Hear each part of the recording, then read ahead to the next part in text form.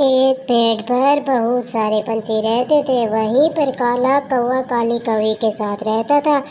कालू गुब्बारे बेचता था। वह गुब्बारे बेचकर अपना घर चलाता था।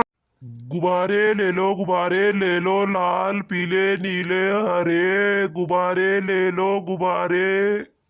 अरे कालू मामा, मुझे तो हरे रंग का गुब्बारा चाहिए, दे दो ना। अच्छा, ले लो बेटा। अब कालू का आज एक ही गुब्बारा बिका था और कालू गुब्बारे बेचकर अब घर की तरफ जाता है। वह उदास हो जाता है। मेरे बेटे ने मुझसे पहली बार कुछ मांगा था और मैं वही नहीं दे पाया। अब कालू घर के अंदर आता है तो उसका बेटा लालू, पापा पापा, आप मेरे लिए रिमोट वाली गाड़ी लाए हो क्या? अरे कालू जी, आप आज भी लालू का मनपसंद खिलौना नहीं लाए क्या? अरे काली, आज गुब्बारों की बिक्री कम हुई है। जैसे ही पैसे होंगे मैं लालू का खिलौना ले आऊंगा।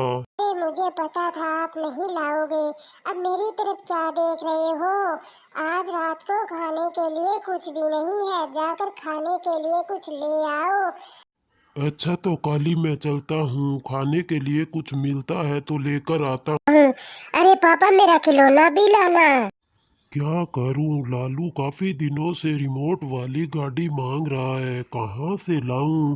गुब्बारों की कमाई से तो घर का खर्च ही मुश्किल से चल पाता है। कालू किसी से अनाज उधार मांगने जाता है तो उसने देखा कि सारे पक्षी एक जगह बैठकर आपस में बातें कर रहे हैं।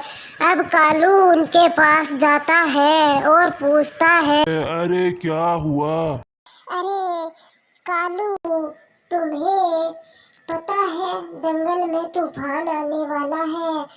कुछ जानकार पंछियों ने कहा है जंगल में बाढ़ भी आ सकती है। चलो दोस्तों, हमें अपने घरों की मरम्मत करनी है। सब अपने घरों की मरम्मत करते हैं। अब सारे पंछी उड़ जाते हैं। वहाँ पर अब गोपी मौसी और लिली और पिंकी रह जाते हैं। गोपी मौसी बोली, अरे काले कौवे, तुम्हें अपने घर की मरम्मत नहीं करनी क्या?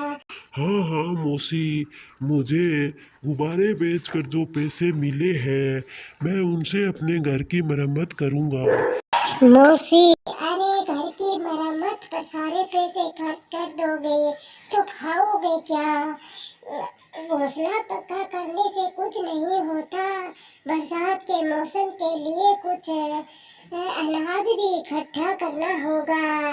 मैंने तुझे पहले ही कहा था कोई बड़ा काम कर ले। अरे कालू भैया, तुम क्यों आए हो? वो क्या है कि आज घर में थोड़ा भी अनाज नहीं है।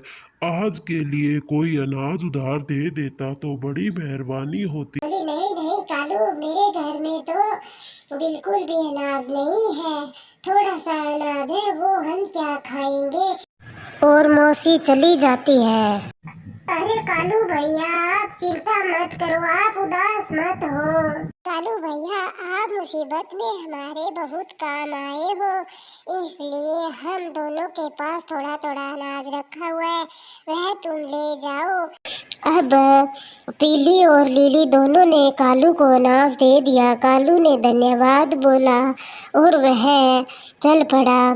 कालू अनाज लेकर घर आ जाता है।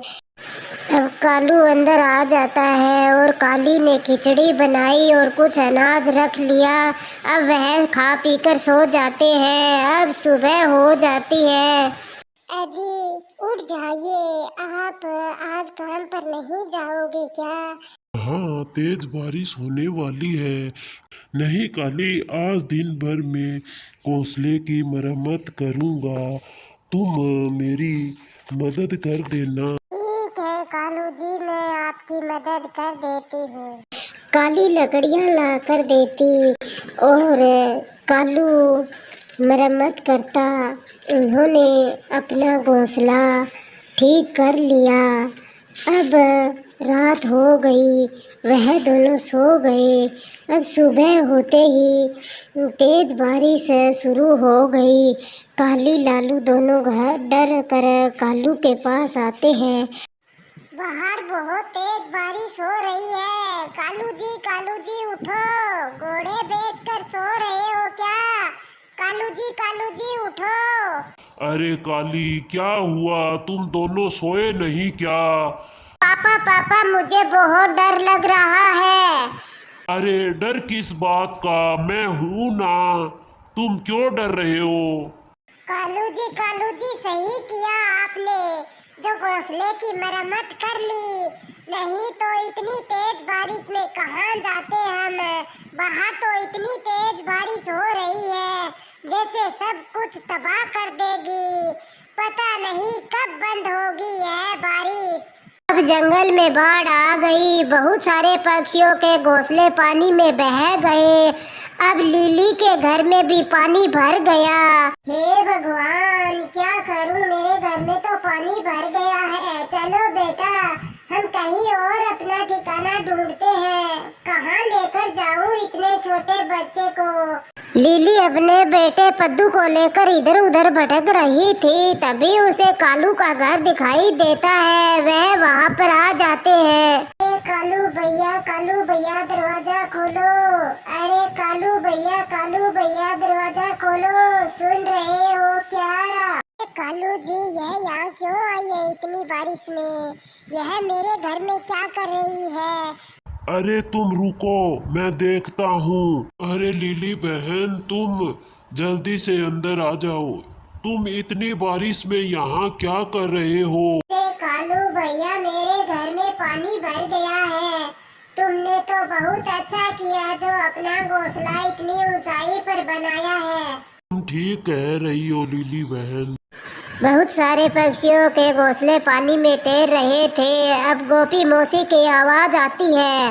अरे मुझे बचाओ, अरे कोई तो मुझे बचाओ, अरे कालू मुझे बचाओ। तब कालू ने बाहर निकलकर देखा, मौसी पानी में डूब रही थी। अरे मौसी, तुम चिंता मत करो, मैं तुम्हें बचा लूंगा।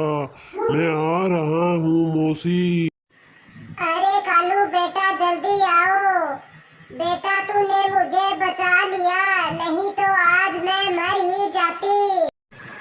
कालू ने मौसी का घोंसला भी बाहर निकाला। मौसी कहने लगी, कालू मैंने तेरे साथ बहुत बुरा किया और तूने ही मेरी जान बचाई है। अब एक एक करके सारे पक्षी कालू के घोंसले में आ गए। सब पक्षी चिंता करने लगे कि अब यह बारिश तो थमने का नाम ही नहीं ले रही है। यह बारिश नहीं थमी तो हम क्या करेंगे, क्या खाएंगे, कहाँ जाएंगे हम? अरे तुम चिंता मत करो, मैं हूँ ना। अब कालू को एक उपाय सूझा। तुम चिंता मत करो, तुम सब आराम से यहाँ बैठे रहो, मैं कुछ करता हूँ। उसने अपने गुब्बारे फुलाकर एक एक करके अपने घोंसले पर बांधना शुरू कर दिया और पानी अब बढ़ता ही जा रहा था। बारिश तो रुकने का नाम ही नहीं ले रही थी। तभी कालू ने देखा कि उसका घोंसला अब ऊपर उड़ने लगा है। अब वह कालू अंदर आ गया और सारे पंछियों से कहने लगा, अभी थोड़ी देर में बारिश बंद हो जाएगी, आप चिंता मत करो। अब कालू का घोंसला उड़कर बादल के पास पहुंच गया। अरे बादल भाई उठो, बारिश बंद कर दो। तुम यहाँ मजे से सो रहे हो और सारा जंगल डूब गया है। बादल भाई उठो। बादल उठा। उसने देखा कि सारे जंगल के पक्षी उसके सामने खड़े हैं। वह उन्हें देखकर चौंक गया और बोला, अरे तुम यहाँ क्या कर रहे हो? बादल भाई, तुम ये बारिश बंद कर दो। अरे मैं थका हुआ था, इसलिए मैं थोड़ा सो गया था। अभी मैं बारिश बंद कर देता हूँ। बारिश बंद हो गई। और पानी सूखने लगा। अब सारे पक्षियों ने कालू का धन्यवाद किया। कालू भाई, आप नहीं होते तो हमारा क्या होता।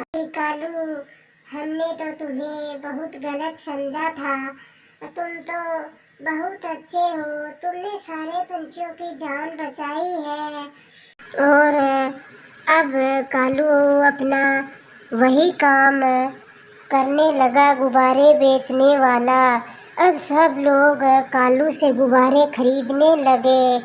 इस तरह अब कालू ने अपने बेटे लालू के लिए रिमोट वाली कार भी खरीद ली।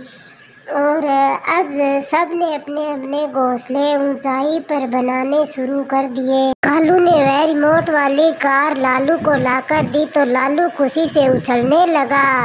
अब सारे पक्षियों ने भी लालू को बहुत सारे गिफ्ट दिए। तो दोस्तों, इस कहानी से क्या शिक्षा मिलती है कि काम कोई छोटा या बड़ा नहीं होता है। तो दोस्तों, कहानी पसंद आई हो तो लाइक, शेयर और सब्सक्राइब करना ताकि हम आपके लिए और अच्छी अच्छी कहानियाँ लेकर आ सकें।